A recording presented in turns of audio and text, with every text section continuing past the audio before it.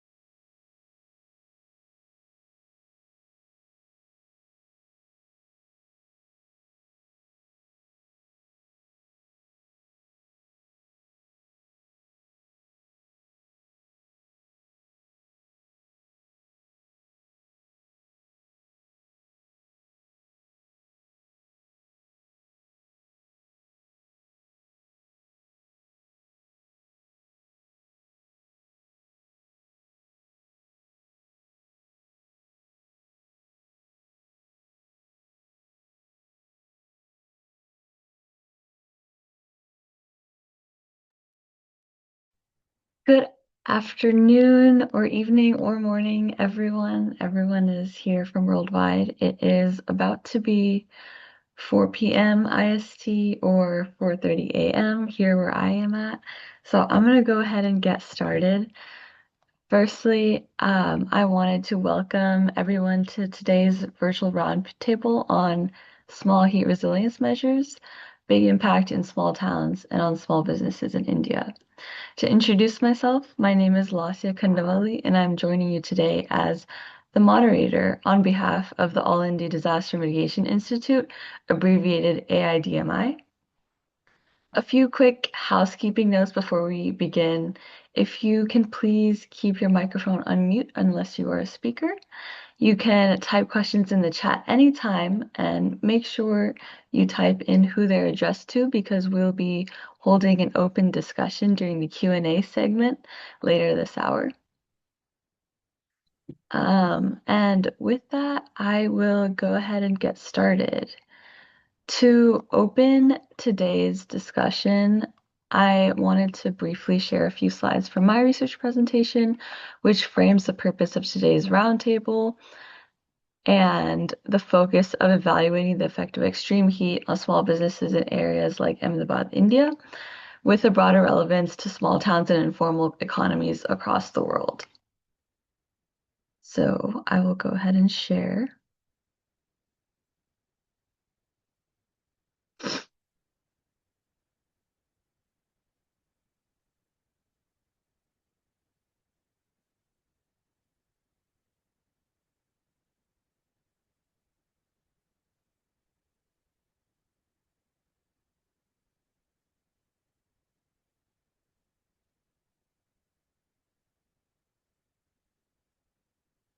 Can everyone see my screen okay? Yes, great. Okay, well, this is evaluating the effect of extreme heat on small businesses in Ahmedabad, and it is brought to you by the Tyler Center for Global Studies as well as AIDMI. So the challenge today is that increasing global temperatures leads to urban island heat exhaustion, and that impacts certain populations much more than others. This is very straightforward. We know this with climate change. The context, socioeconomically vulnerable populations are severely overlooked in a lot of peripheral countries, especially in India, due to layers of historic social marginalization and dismissal. Many communities face serious obstacles that create real barriers to support and representation, especially in the climate change space.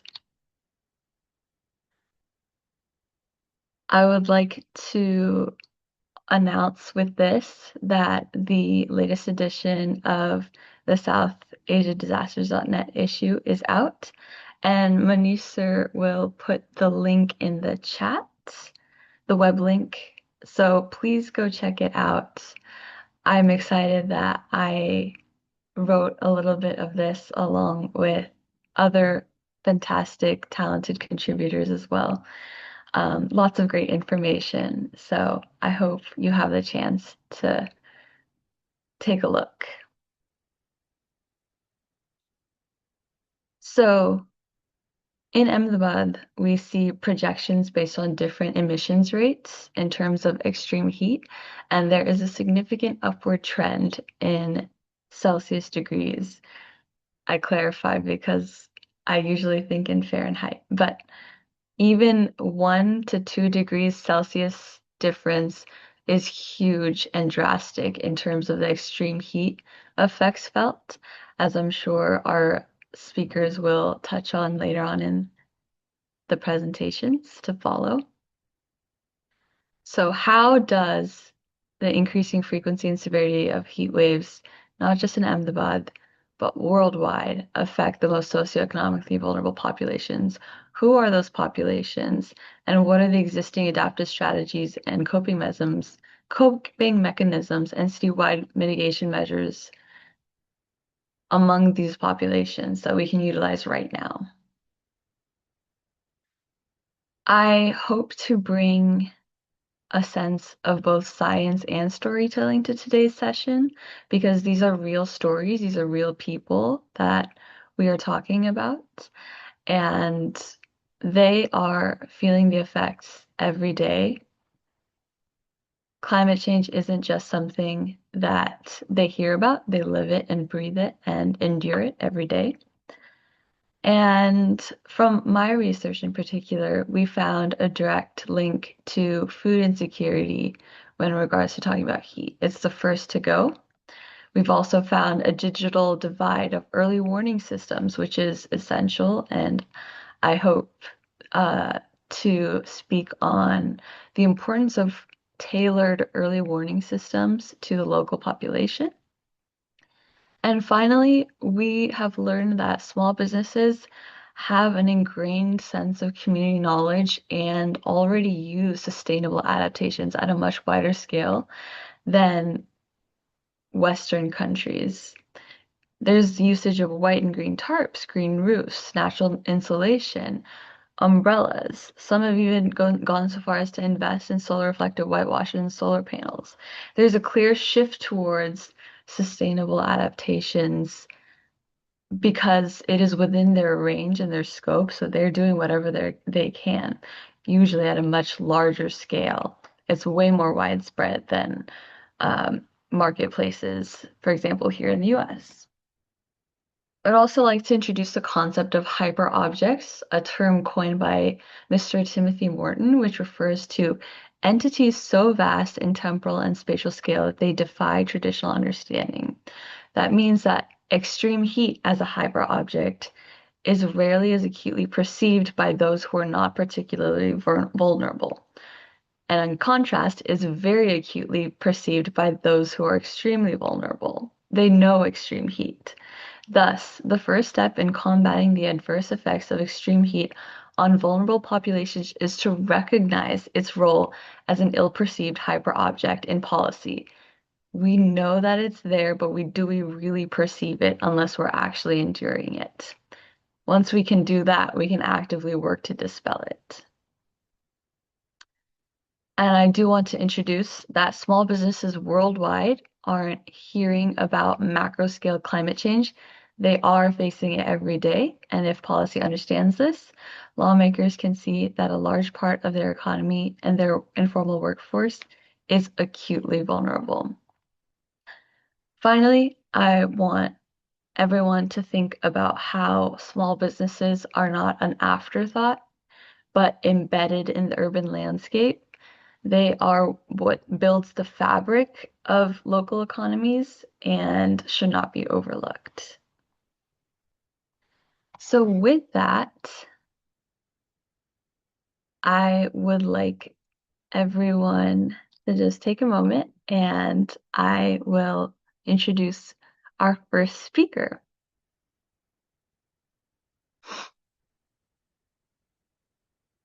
Our first speaker today will talk about the decent work challenge in extreme heat, protecting workers and small businesses in South Asia. Mr. Yoginder Samant from the International Labour Organization, ILO, abbreviated in India.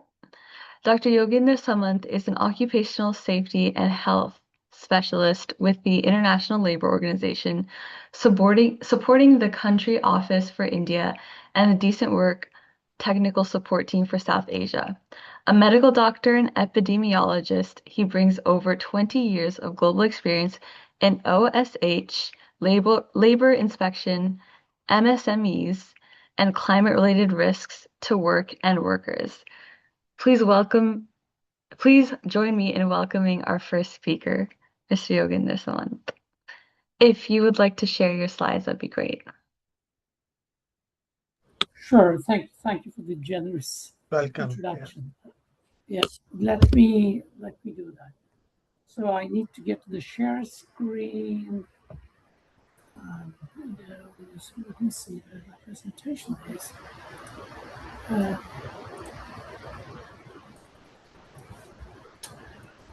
I guess it's loading because I don't see it. No problem. Take your time.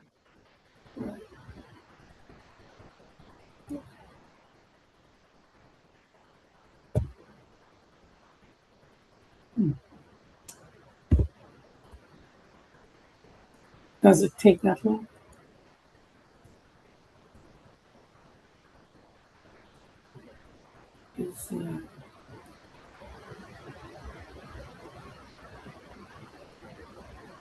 Maybe Manishbhai is loading. You'll have to say next. This is from him. Thank you. Oh, this is, yeah, but that was a version that I sent. I would rather have my presentation than Manish's presentation because there was an older version that was sent. Okay, Manishbhai, you take down.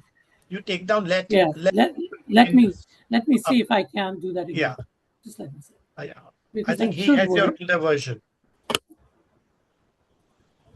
But I don't know why wouldn't it show. I could send it to Manish, so that makes sense. But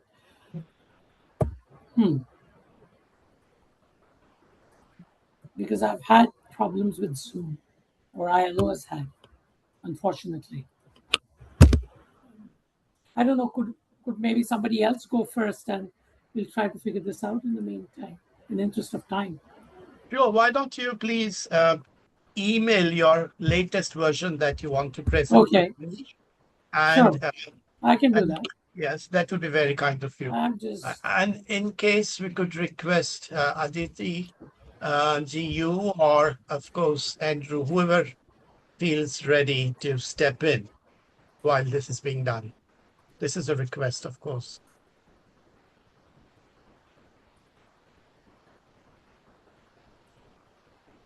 I'm happy to step in. That would be lovely. Thank you. That's very kind of you. Please. I would like to introduce you if that's okay. And then thank you so much for stepping in, Mr. Spazoka. Is that okay? Yes, that's perfect pronunciation. Okay, awesome. So we'll move on to our second speaker first.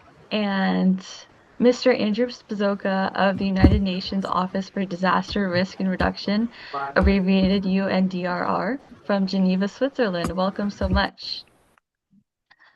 Mr. Andrew Spazoka supports UNDRR's early warning initiatives and has 20 years of experience working on disaster risk reduction, climate adaptation, resilient infrastructure, ecosystem restoration, development, and climate finance throughout assignments in Nepal, Nigeria, Ethiopia, Canada, Vietnam, Sri Lanka, and Malawi. Mr. Spazoka, welcome.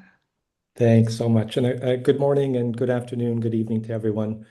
Thanks so much for this opportunity to join you and set the scene, if I may starting from a very broad view and narrowing in on the topic at hand, heat resilience in small towns and small businesses.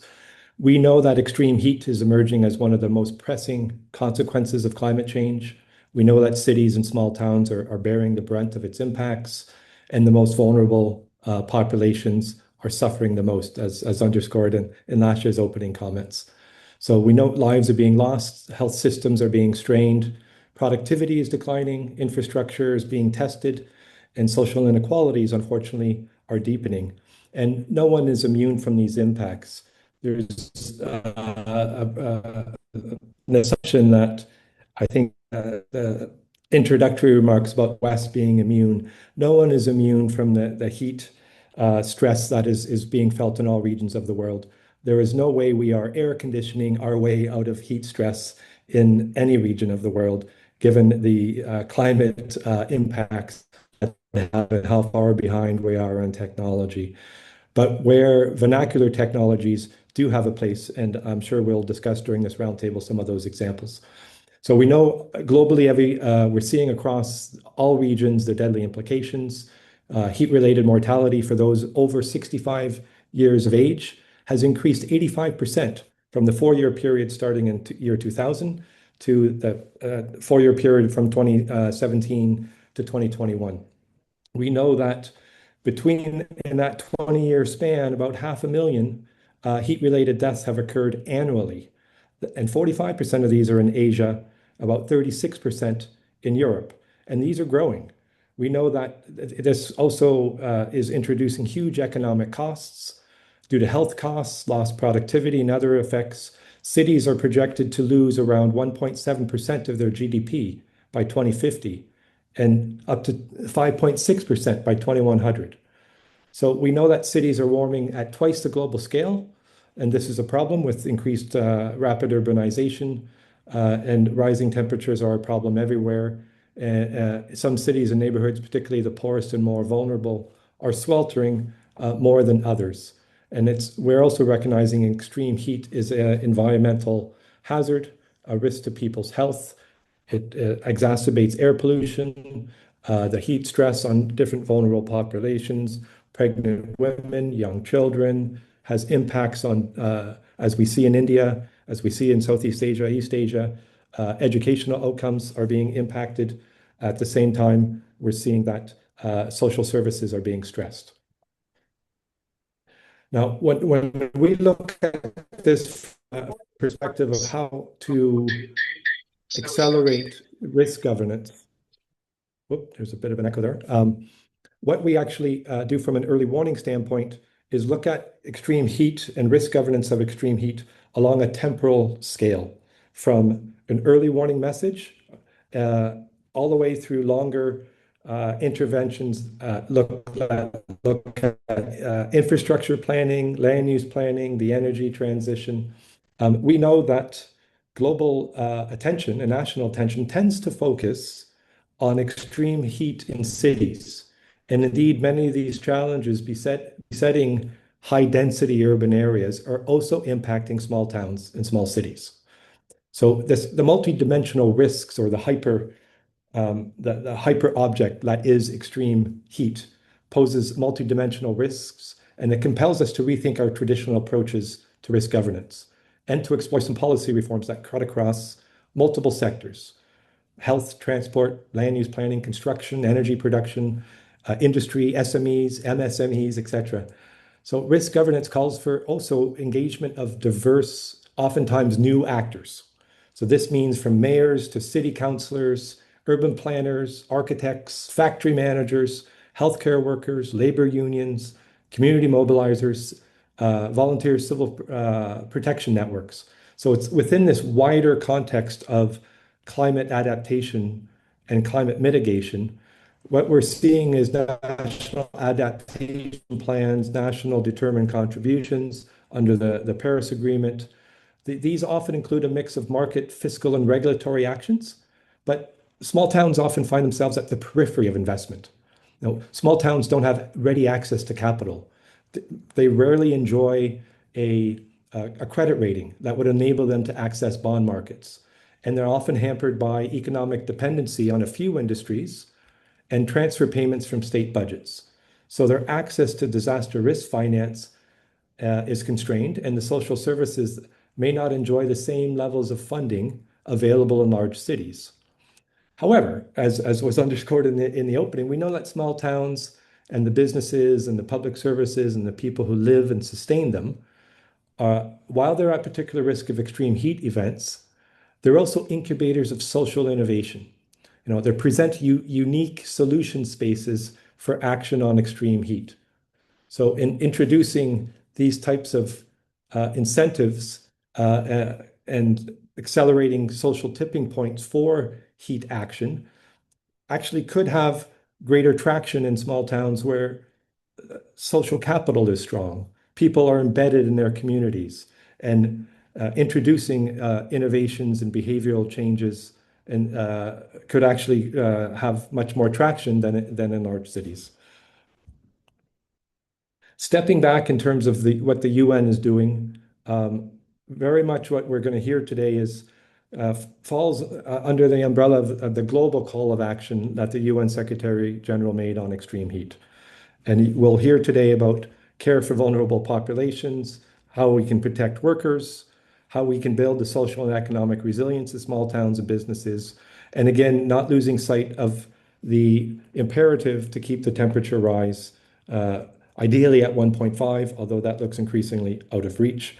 And again, further underscores the need to adjust our systems. Now, let me just finish by underscoring a support action that UNDRR has in place for making cities resilient. This is a program that many of you may be familiar with.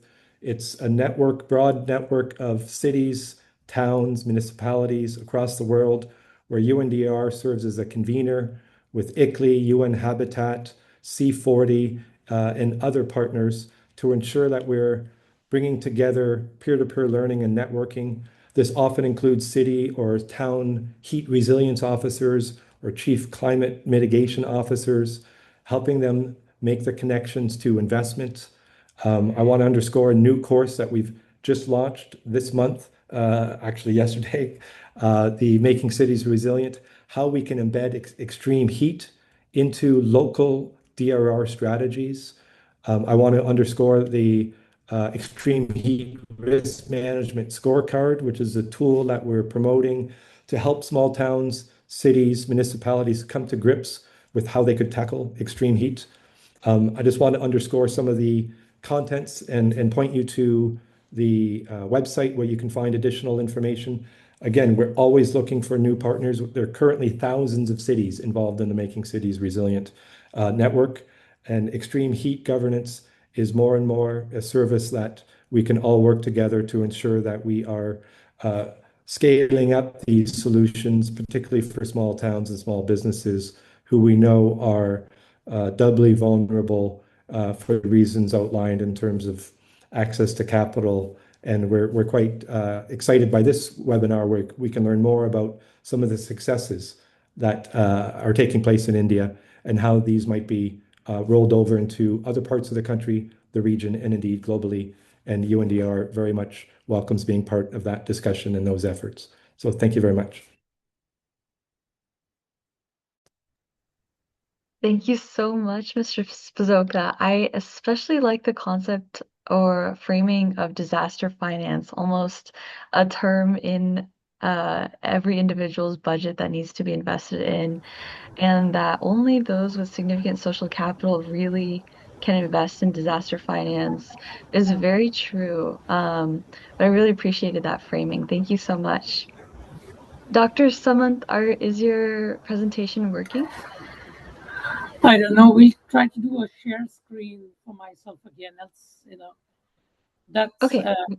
Manishi, could you just give me a moment if I could do my PPT? If not, then you run this PDF because the file was too large for him. Can we just do that? Yes, of course.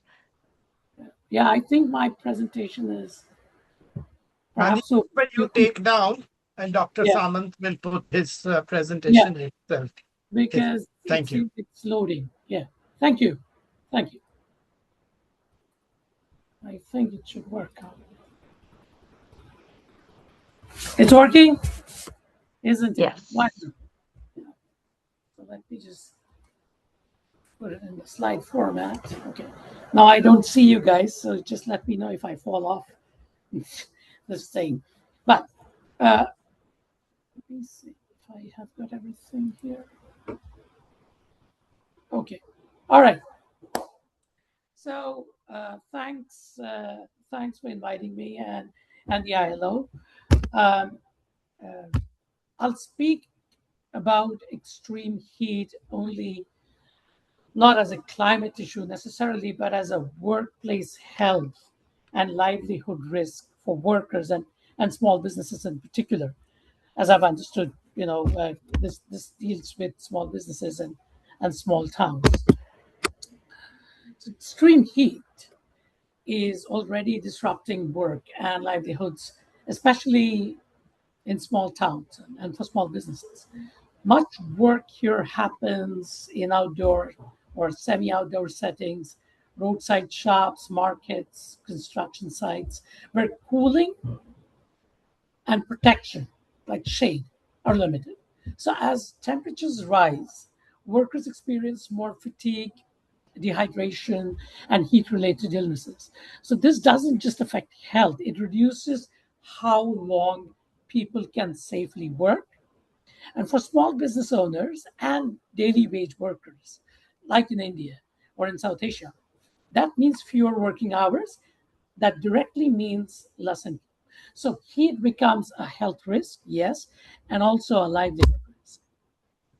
So when work is, in high heat, the body struggles to cool itself. And dehydration and physical effort, it increases the strain on your body and your systems.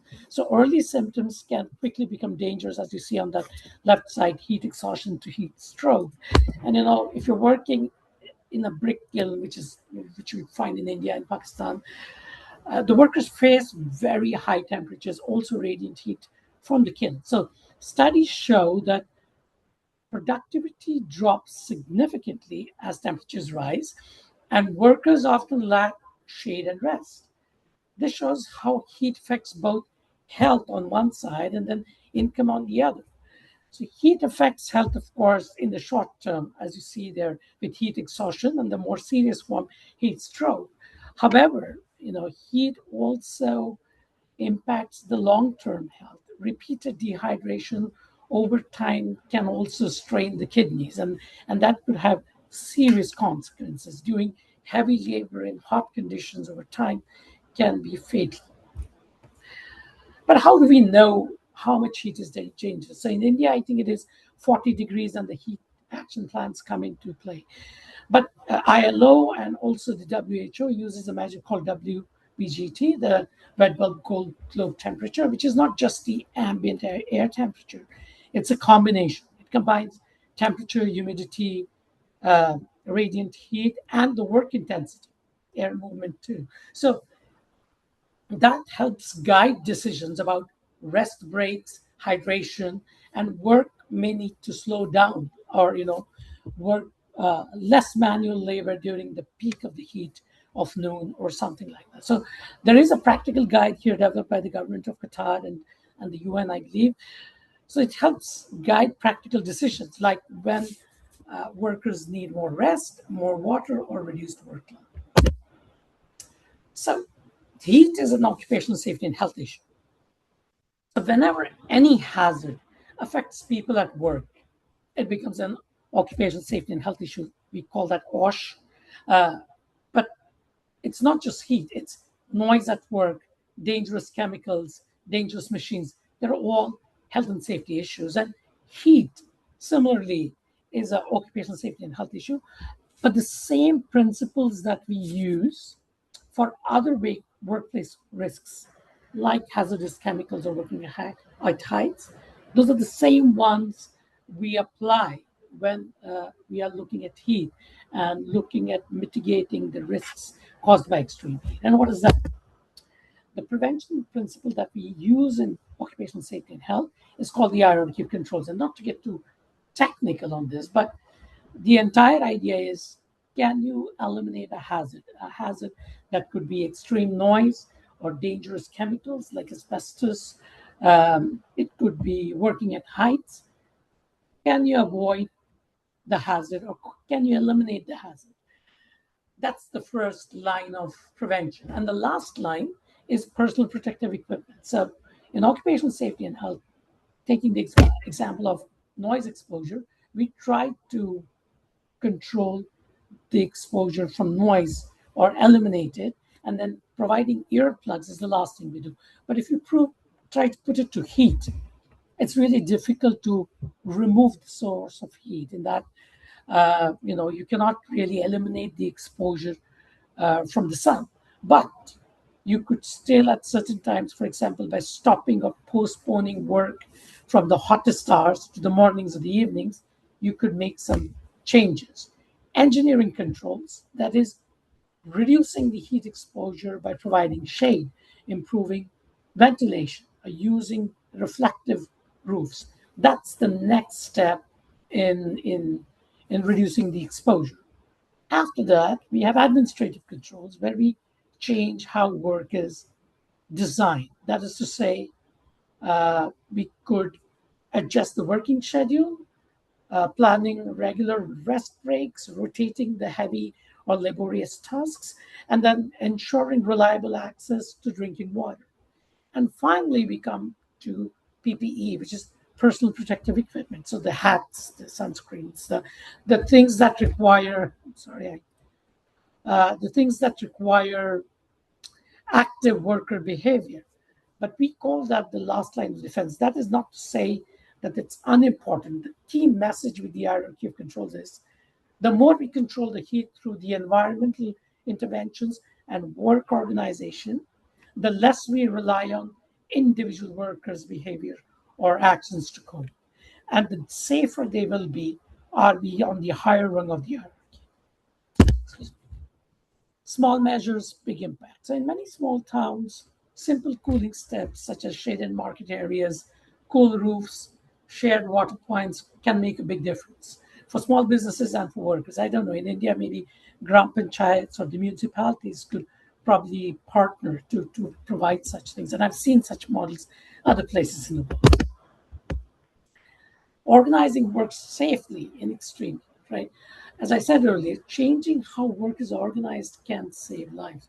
Work during cooler hours, scheduled rest breaks, ensure regular hydration, and clear communication helps workers adapt before the illness or a heat stroke or a heat exhaustion happens.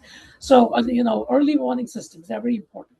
They can save lives only if they translate into action at workplaces. So adjusting work hours, ensuring shade, providing water, providing rest breaks, that's important. Climate adapted PPE, I talked about personal protection, right? So as heat increases, hats, that's important. Here's a picture of from a village, a person with a wet gamcha or a cloth that could be used, or wide brim hats. But I find personal protective equipment in heat or high heat surroundings. I was in Alang on a ship recycling beach in August. It was 45 degrees. And the workers won't wear the helmets or any of the other PPE. So I think there is a huge market in the tropical countries for personal protective equipment that is lighter, that is breathable, and that is climate adapted, that protects without overheating the workers. A lot of the personal protective equipment that we use today is developed in the West, Industrial Revolution, post World War II, and really not adapted to heat and hot climates like India or in South Asia. Expanding the risk. I know this is about small businesses and small towns, but our towns are expanding.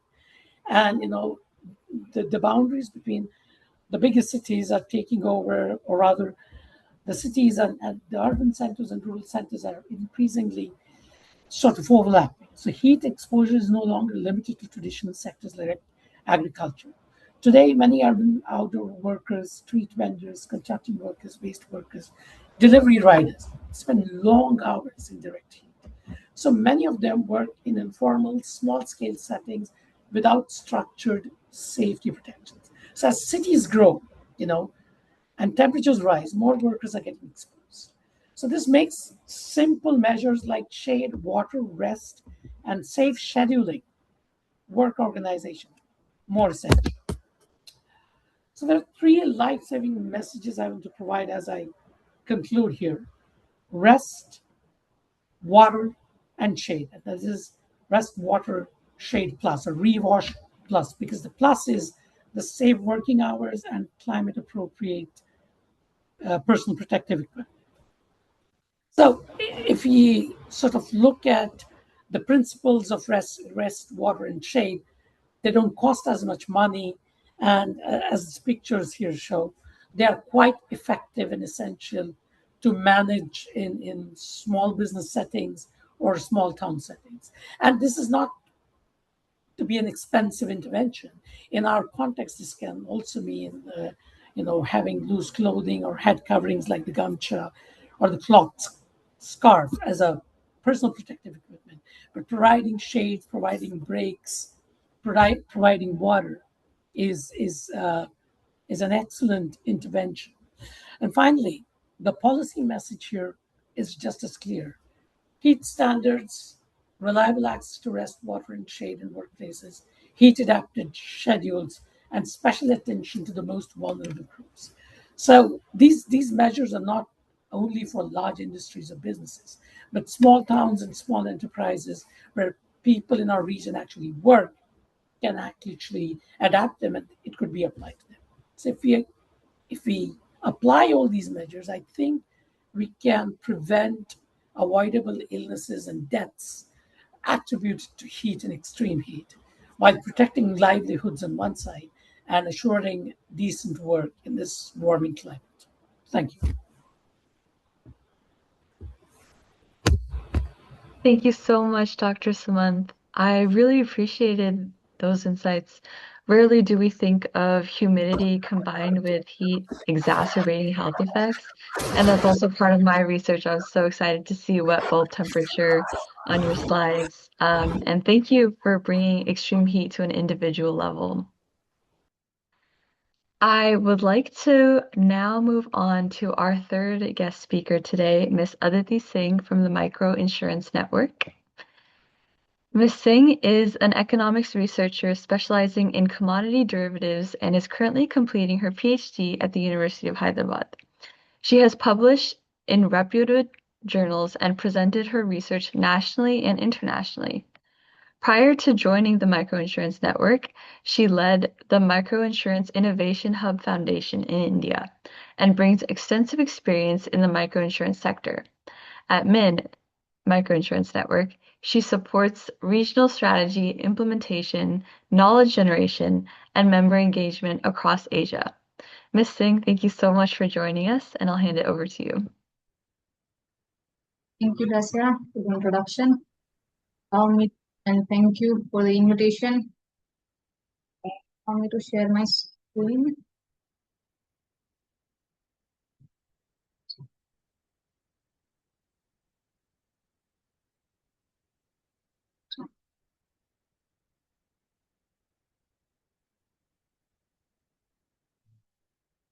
Is my screen visible? Yes.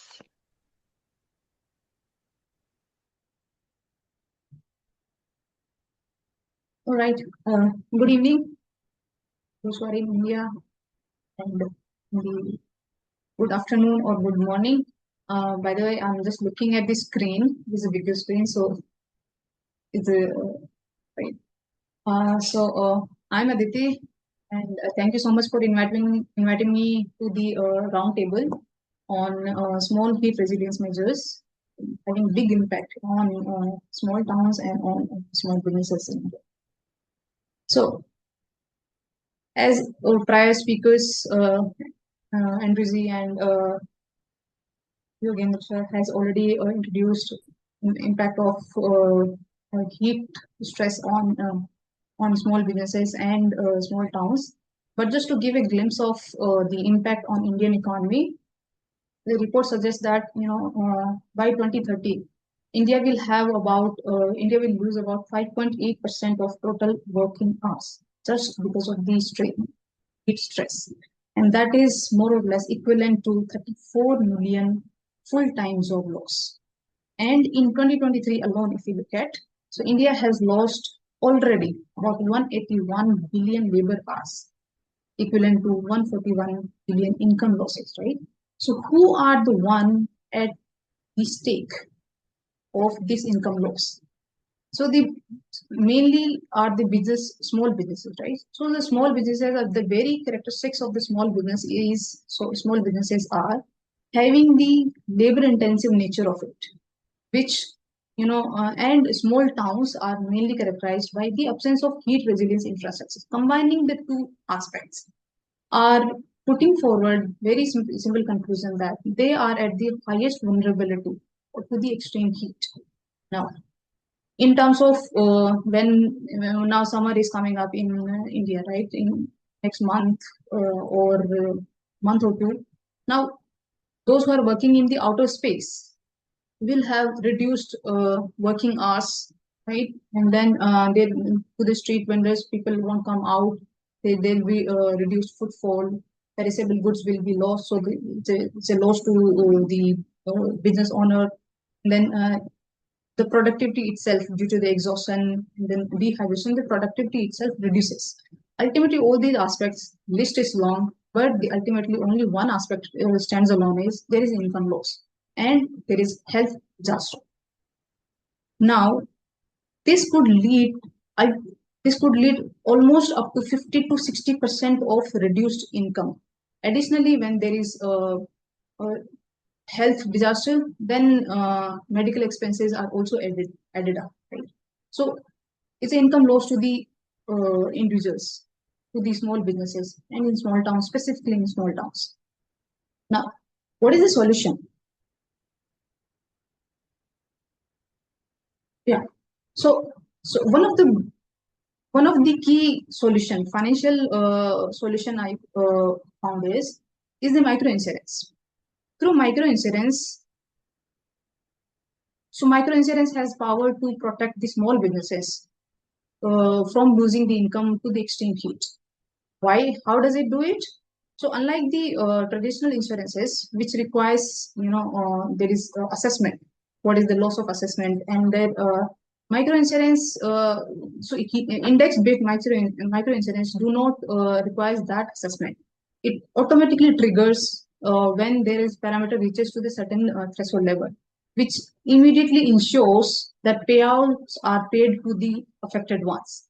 So before going forward into the microinsurance, heat index microinsurance, I would like to tell about a bit about microinsurance network, which is an organization of international organization of players, organizations, those who are professionals, those who are interested and working towards making the world better or more resilient to the risk.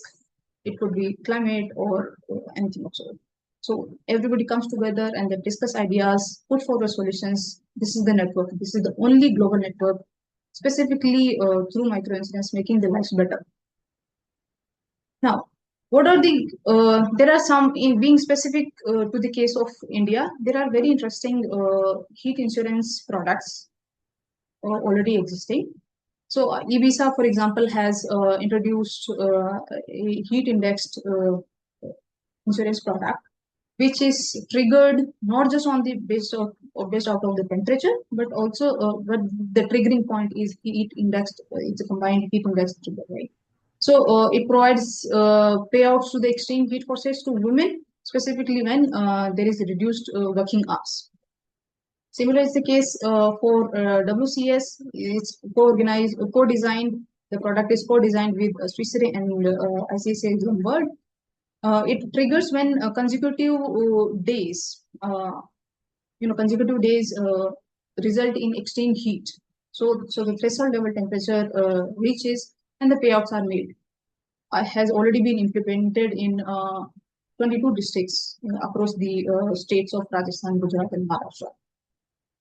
Extreme heat protection initiative is taken up by Blue Marble, Climate Resilience Centers, SEVA, which covers the wages loss due to the extreme heat and triggers automatically the leveraging the technology of satellite data. Extreme heat event insurance is evolved from Blue Marble and Rock, and again SEVA is the local organizer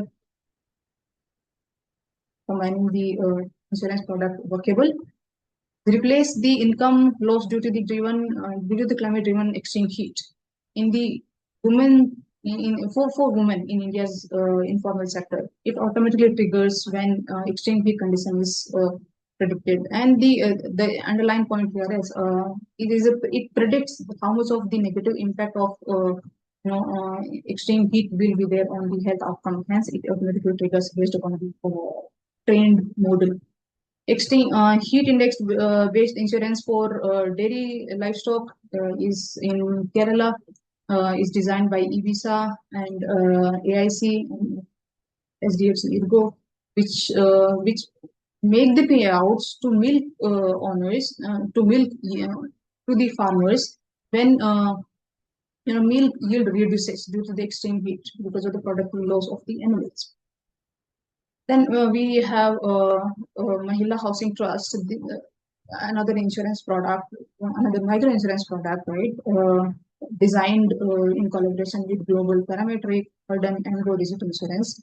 It addresses the income loss and additional house expenses caused by the heat conditions. It automatically triggers when there are there are 2 consecutive days of temperature surpasses the threshold. Now, these insurance products, right, are, the scalability and the collaboration could be discussed here.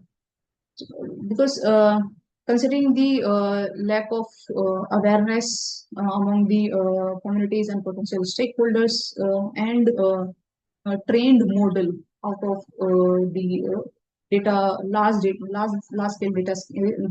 scale data are required, and there is high technology, high cost involved around implementing the technology.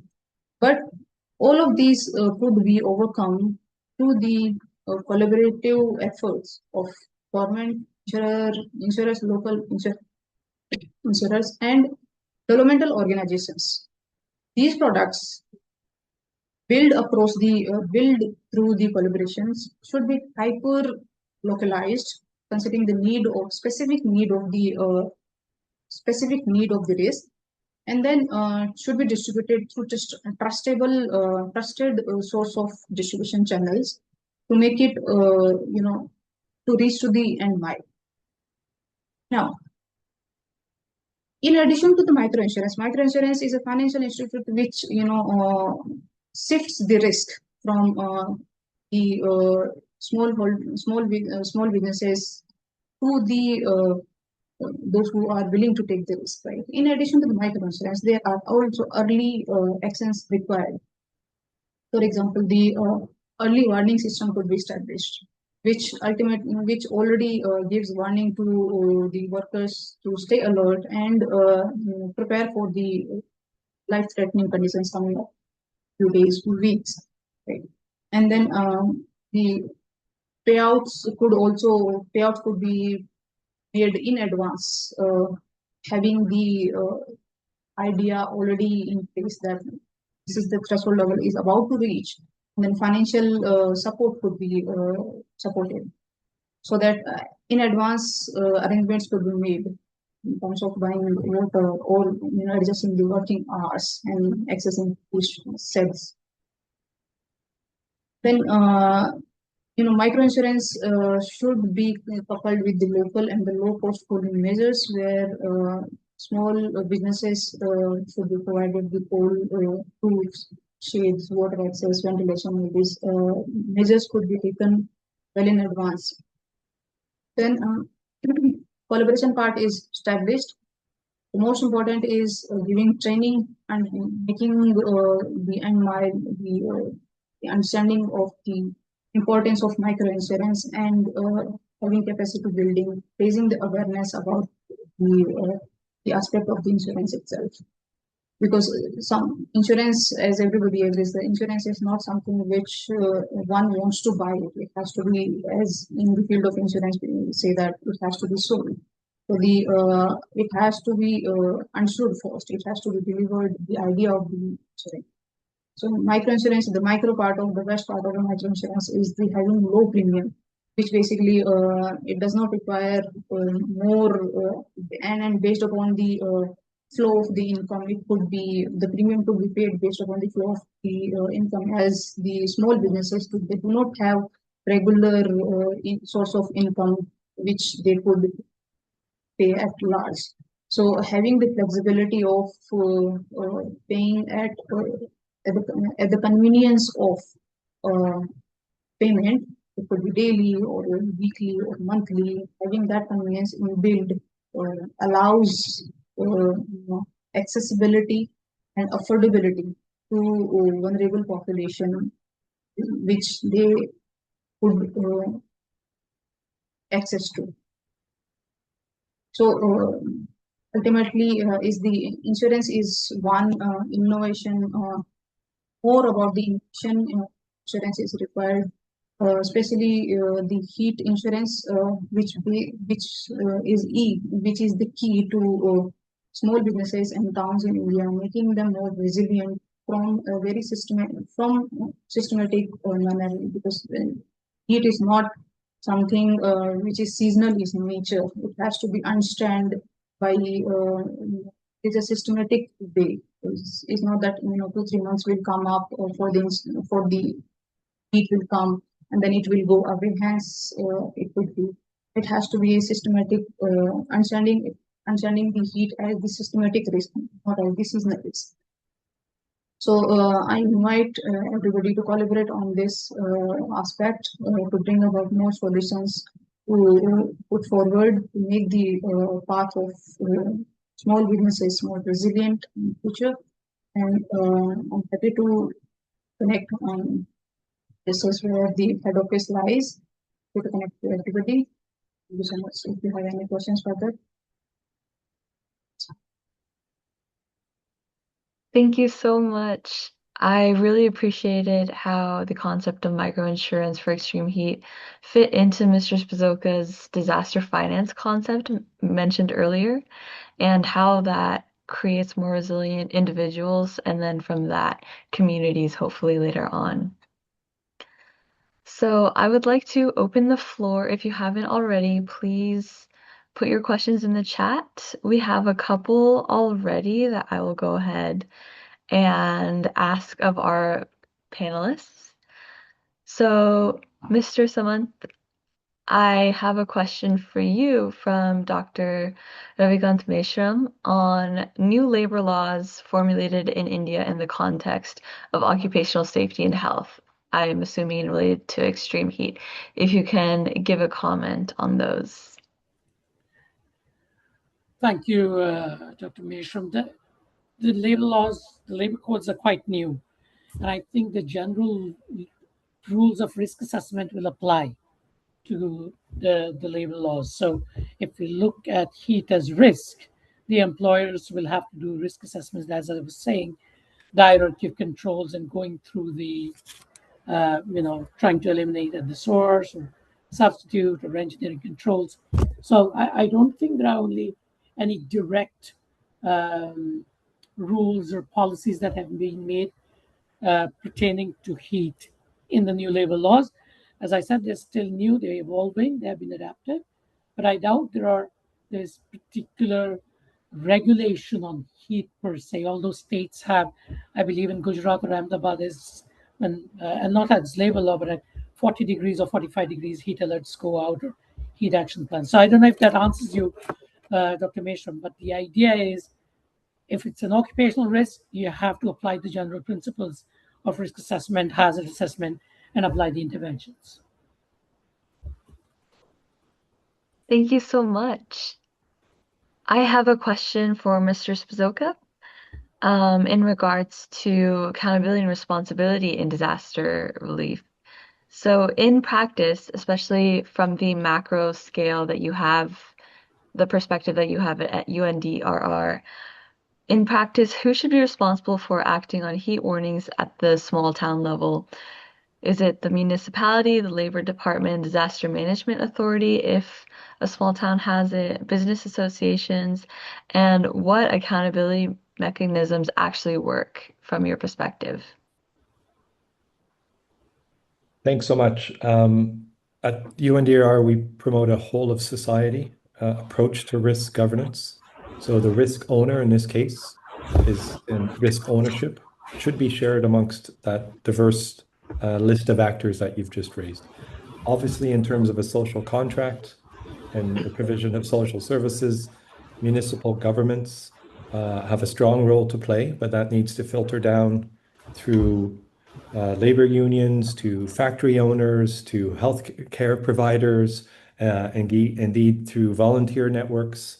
What we're finding that works best is when risk is shared and roles and responsibilities are clear.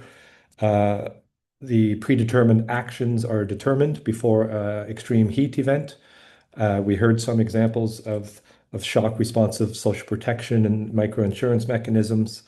But it does underscore that at a certain pace of change that we're seeing, certainly we're safeguarding well-being or not backsliding on the sustainable development goals. That is going to become increasingly difficult to achieve given the trajectory of extreme heat events and the changes we're seeing in exceeded heat days and then exceeded temperatures at night. So I noticed in the comments someone is asking about, will these changes at a certain point be enough? And do we need to look at broader systemic change? In short, the answer is yes. I think extreme heat risk governance as a hyper object compels us to revisit how we are managing risk and multiple risk. Extreme heat events like a post-cyclone, the science is showing that after a cyclone, usually you have a heat event. Is the humanitarian system prepared to deal with those cases? I would say there's scope to improve. At the same time, the question about at a certain point, we're going to need to revisit hours of operation. We're going to need to revisit our land use plan. We're going to need to revisit how we shape cities, how we live in cities, how we shape our towns. I think at a certain event will precipitate that in each country. And I think each country, what we're seeing is trying to tackle these issues in isolation. I think at UNDRR, we see our role, and indeed the UN family's role, is to bring everyone together to look at what is working and what's not working. How can we scale positive tipping points to deal with extreme heat, particularly on vulnerable populations, as the panelists were underscoring. But yes, indeed, I think we need to look at the innovation space, and we're not prepared to deal with heat stress today, and we certainly need to accelerate our progress to deal with heat stress that's coming in future. Thank you so much. I heard themes of preparedness over simple response and front loading all of the preparation work for extreme heat later on. I think that's really important as well. For Miss Aditi Singh, we have a question for you in the chat as well.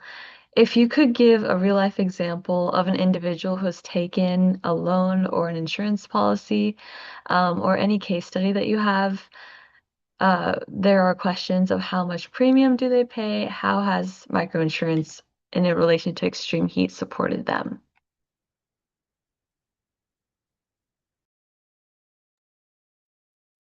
Yeah. So microinsurance is very new aspect. So specifically in India itself, if we see the penetration of insurance is about 4%, right? But if we ask the number, what is the penetration of microinsurance, is very minimal, perhaps in decimal, right? It's not even going 5%, but making it feasible. So in India, there are government schemes, right, that could be characterized as microinsurance. Even in fact, the definition of microinsurance is still evolving. The AIDMI also has different, not is fixed, right? So the 6,000 of maximum 6,000 of sum assured if a insurance product has, then it characterizes as the microinsurance, right? So it is an evolving process, and as of now, I'm afraid I don't have example for it. But to make it workable, that whether microinsurance is workable or not, yes, it is, right?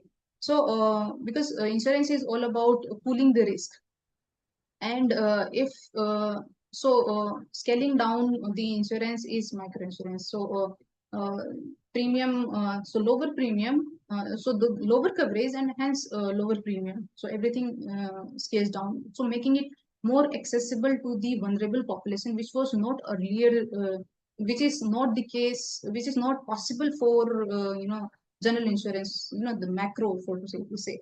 That's not possible for the population which are having, let's suppose, Indian rupees 1 lakh to 5 lakh annual income. It's not feasible and accessible possible for them to access those insurances.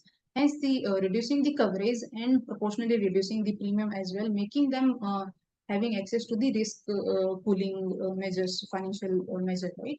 So that's one. And then on the distribution part as well, so microinsurance is only, if it is clubbed with it is bundled product, right? It's possible that it's hard to distribute absolutely, but if it is bundled, then it is very workable, right? It's very distributable. And then certainly government and partnerships and subsidies again play a major role in making the microinsurance work, in making it more risk pooling availability to the vulnerable population. I hope I get the question. Thank you so much. The time that we have, and if we don't, then maybe we answer questions. We can have some arrangement. It's up to you. Yes, yes. I was just about to say, I love all the questions that I'm seeing in the chat. Unfortunately, we don't have the time to answer all of these, but I encourage everybody to reach out to our amazing panelists, and I'm sure they will be happy to answer any questions you may have. Their contact information was in their slides. They'll be posted later for you to ask the questions. And I also, in regards to Ms. Singh's response to the question, I invite Mr. Mihir, sir, for his insights in AIDMI's thoughts in insurance payouts or sustainable grant initiatives. I know AIDMI has been working on things like that. So to introduce Mr. Mihir, sir. Mihir Arabhat. Continue calling me Mr. Mihir, sir. I'm not a sir at all. Yeah, thank you very much. And no, this is absolutely fascinating, fascinating discussion. And I would very much like to add what we have done in terms of cash transfer for both the difference it makes to small businesses, but also about the insurance protection, health, and employment aspects. A lot of that is in the publication that we just launched. So I would request all of you to look at it more carefully, because there are almost 30 pages of those details, and quite a few questions here are also addressed that. So Manish bhai, I'll request you to repost the publication and feel free to be in touch. That's precisely the point. You can do it directly through WhatsApp group. Ravikant Meshramji, you can do it. Aditi ji, you can do it directly as well. What I would like, Andrew and Yogindra ji and Aditi ji, with your permission, to kind of get an overview very quickly and the way ahead for all of us as a sector or as a group, if that's all right. And so what I want to do is that why small businesses hold the key to small town resilience in India, but beyond. And that's something I think is very important question that we have addressed quite well. So Lasya, as you and Meshramji, you had mentioned that let me start with a simple truth that extreme heat is no longer coming. No longer coming. It was already here. It's something already has happened. We have just woken up. So it's not something that was coming or is coming. Not as a headline, not as a forecast, but as a daily condition of work. It was a daily condition of work. Thank you, Ravikantji. In India, small towns, heat is no longer a seasonal inconvenience. It is a structural risk. Risk to urban planning and risk to urban economy. The risk to income, risk to health, risk to dignity as well. So last year, today's roundtable made the unmistakably clear the following. Adli ji from Afghanistan, you may agree that across our discussions on early warning, on decent work, on microinsurance, I'm reading my notes, and local governance, we heard the same story again and again. Small businesses are absorbing heat silently. That's something we heard again and again. They shorten working hours. They lose customers. They spend more on water and cooling. They work through fatigue, illness, and declining productivity day after day during the summer and subsequently far beyond the summer. And they pay for it themselves. We don't pay, state doesn't pay. They pay for that themselves. Dr. Samant, you and Ruth, in your question, you have asked, let me say that in small town economies, for small businesses, these are not small losses. It's small towns, small economies, small businesses. When you add it up, the loss is much larger than any other losses that we know of. So, Mumtaz, when you and Usmi Atharsa, they accumulate these losses. They erode livelihoods. They push families closer to poverty, quietly, steadily, invisibly. This is where our story begins. What we can do now, Dr. Andrew, if you agree, and Arham, you've been asking questions, that because heat resilience does not begin in policy documents, it begins where the citizens work. In streets, in markets, in workshops, in transportation nodes, inside buses, outside buses, inside home-based enterprise, at the corner of the home-based enterprise. This leads to the first lesson I think we've learned today. Dr. Samant and Cedric, if you agree, that heat resilience in small towns must start where work happens, where work is being done. Shade, ventilation, cool roofs, cool assets, drinking water, rest breaks, cooling money, adjusted timing, Dr. Samantha, you mentioned. These are not add-ons. They are economic protections that we need now, that we needed yesterday. Parthasarthi, being a student yourself, and George, do you agree that when supported early, they prevent income loss before it occurs? They protect livelihoods before damage sets in? They cool towns before they heat. The second lesson is even clearer. Extreme heat is a work challenge for everyone. But the poorer you are, the harder it hits. Lasya, Rupujoy, poorer we are, the harder it hits. Heat is a workplace hazard, even in informal and small enterprises. Raida, Yin, when we apply occupational safety and health principles, engineering controls, administrative measures, climate adaptation practices, we reduce heat stress without shutting down livelihoods. Protecting workers protects businesses. Dr. Samant, you said, protecting businesses protects local economies. Andrew, you said. And Aditi ji, as you said, protecting local economies protects small towns. So all these are very clearly linked, showing us that how change in one of them can change so many things. A small measure can take it to so many much larger measures. Mumtaz and Rahman, the protecting small towns strengthens India's resilience. Then there is a third lesson I would like to add. Thomas, early warning only matters when it leads to early action. Otherwise, early warning remains early warning.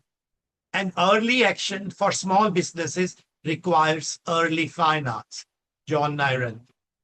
The heat alert is useful only if it allows the shopkeeper to change work hours, a vendor to arrange water and shade, as we have seen in India ourselves in 11 cities, a transporter to protect income before losses begin, a street if it is shaded with trees. Dr. Aditi Singh, you so eloquently with facts and figures showed out that parametric insurance and the variety of models, these models should have been with us 10 years ago. We didn't have. Now at least we have 6 models. Parametric insurance, flexible finance, when linked to heat thresholds, do exactly this. Not that there is no scope for improvement, not that there is no scope for further experimentation, but at least we know what works on the ground under 6, 8 different circumstances. They stabilize incomes, they enable prevention, they reduce distress, they shade income and health both. This is how we avoid avoidable losses of lives, of livelihoods, of local economies. These losses are avoidable. There is no reason why these losses cannot be avoidable, and therefore we have to keep on continuing insuring them. Because extreme heat is no longer an episodic shock, it is daily economic risk before, during, and after summer for small businesses in India's small towns. Harak, when you are here, I'm glad to see you. So what next? You tell us what next we could do. What I think, based on today's direction, giving a dialogue, this dialogue was very direction giving. 5 directions are clear. Well, it was not a dialogue, it's a quadrilogue, 4 people talking in a sequence, but definitely addressing the issues that each of the other 3 had done. Dr. Samant, first, small businesses must be centered in all heat action plans before the summer of 2026. There is no reason why it should take longer and no reason why we should wait on that. Town level strategies must address markets, workshops, micro-enterprises, not only public spaces and households alone. Dr. Andrew and Bernard, the second thing what we need to do is warning must translate into workplace action in small towns, not general warning to general areas for general small towns. It should address, heat alerts should come with practical guidance on work timing, rest, hydration, and cooling, especially for the small town and markets. This is possible technologically. For example, Indian Meteorological Department has a variety of early warnings specifically targeted for specific audience, specific users, and with their help, if any group is left out, could be further targeted. I'm quite sure of their capacity. Dr. Aditi ji and Tasnima, third, we must scale what already works. Andrew, you have a lot of examples throughout the urban work that UNDRR is doing. So many things are actually working. Simple, proven measures cannot remain pilots. They must become routine, supported by municipalities, labor system, disaster management authorities, national, state, and city level. And fourth, Lasya, early and flexible finance must be enabled. Insurance, cool grants, if I may call such a word, and risk financing should actively be early, to protect incomes before losses deepen and to centralize cooling funds locally. Joshna Besatji. And finally, we must observe, reflect, and learn from small towns. We have looked at big towns, we have looked at metropolitan areas. Let's observe and learn from small towns. The launch of the South Asia Disasters Darkness precisely does that, looks at 11 small towns and what are the social issues for small businesses in these towns, which are visible, measurable, actionable. Let me close now. Dipiksha ji, Kenneth, both of you, heat resilience will not be built only through large infrastructure or small infrastructure for that matter, by large metro cities alone or number of heat action plans that we may have. It will be built by recognizing the everyday realities of small businesses in small towns. That's the litmus test. And enabling them to act early with simple, affordable solutions. Ravikanti, Andrew, and solutions matched with support of money. We need to match solutions with money. We have solutions, are not necessarily matched with money. When institution supports what citizens already do, small actions become systematic and system-wide, and the resilience follows. Because when early low-cost cooling measures are enabled, small actions protect livelihoods, protect dignity, and justly protect the local economies of India's small towns. Thank you, Lasya, Dr. Aditi, Dr. Andrew, Dr. Simon, all the participants here. This is very exciting and thrilling for us. And we very much look forward to not only putting this together, but also listing some of the key actions that could be taken by all of us to move ahead. Thank you very much. Lasya, in your hand, please. Yes, I just wanted to say, Mr. Mihir, thank you so much for all the concluding remarks and for grounding today's discussion in those climate truths. On behalf of AIDMI and my home institution, the University of Texas at Austin, I would like to sincerely thank Mr. Andrew Spazoka from UNDRR, Dr. Yogendra Samant from the International Labour Organization in India, Ms. Aditi Singh from the Microinsurance Network, and Mihir Sir from AIDMI, as well as Manish Sir from AIDMI. And I would like to thank all of the participants who joined us today. The special issue link for AIDMI has been shared in the chat. Please review it at your leisure and circulate it within your networks. I hope it's very beneficial to you. And this concludes our roundtable. Thank you so much and have a good morning, evening, afternoon. Thank you so much. Thank you. Thank you. Bye, everyone. Bye. Thank you, everyone.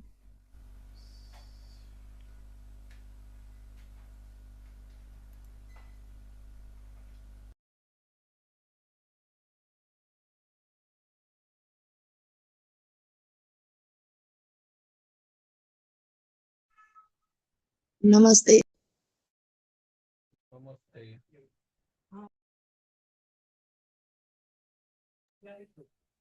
Ah.